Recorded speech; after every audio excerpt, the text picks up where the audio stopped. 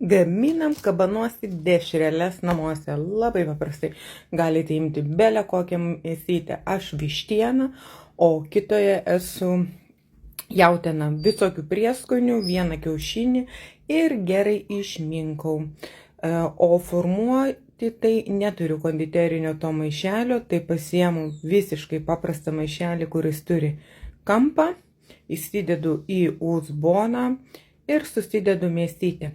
Mėsytė susidėjusi. Taip, kieno mėsytė yra liesesnė ir sausesnė, tai galite pilti biškį vandenuko.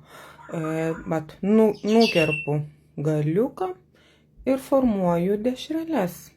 Galiuką kiek nukirpsi, tokio storumo tos dešrelės ir gausis.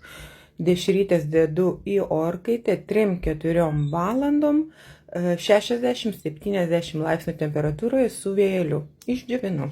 Skanaus visiems. Tobulai fainas dalykas ir lengvas.